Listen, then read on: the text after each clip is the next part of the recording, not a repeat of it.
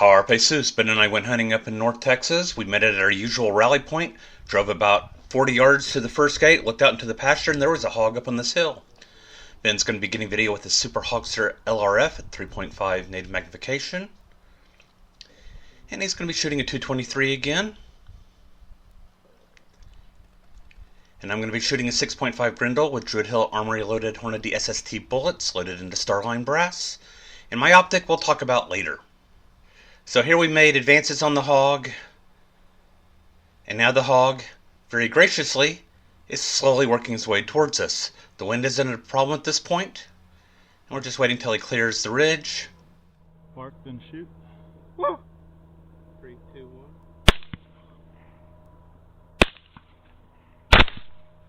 The first 3 shots all connect. And I believe the 4th shot missed. But we've got a board down at 50 to 55 yards. Boom. Brass Catcher by Tactical Brass Recovery. This boar came in at 180 pounds. Then for the next 2.5 hours or so we made circuits to other properties, coming back around to the very same field where we saw the previous boar. We saw this boar from the gate, could not recognize it as a boar. There were other cattle around it. It looked like it might be a small cow. Ben said, let's try down the road to the next property. We'll go right by it. We'll take a look and see. And Ben said, hey, that's a pig. So we got out. Ben went through the fence, and since I'm still on blood thinners and not wanting to deal with getting scratched up on a fence, I let him go and I watched him from the truck. So Ben finally has a clear shot, and he's going to check his target, his backstop and beyond to make sure that there are no cattle in the distance. We've got one coyote over there, and everything else is terrain. Waiting for the hog to turn to be in the right position. Alright, here we go.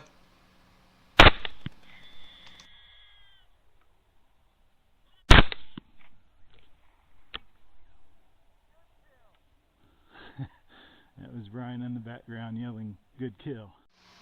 Ben did alright coming away with the 160-pound boar for his solo kill. And if Ben were ever on Sesame Street, this is how he would teach his lesson. You have near and far.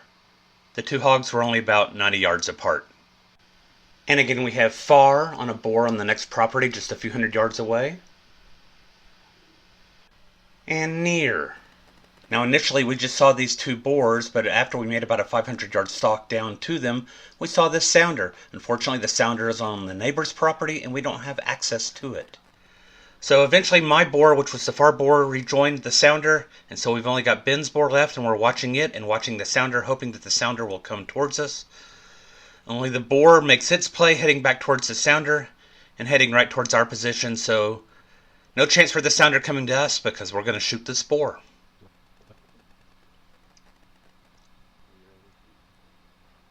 I'm ready. 3, 2, 1.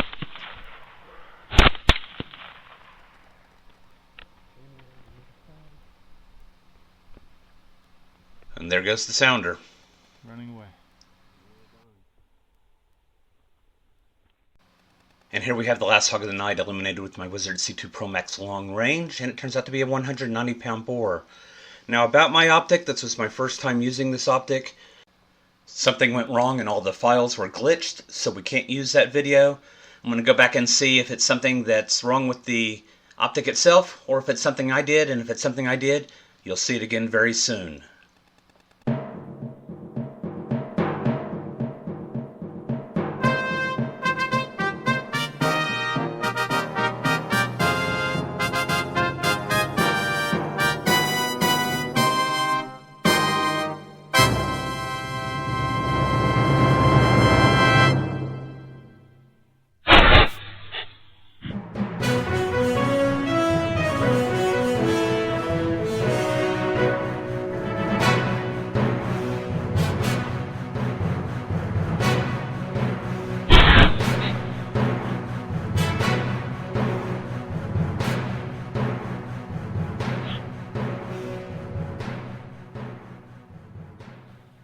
Carpe Sus, my friends.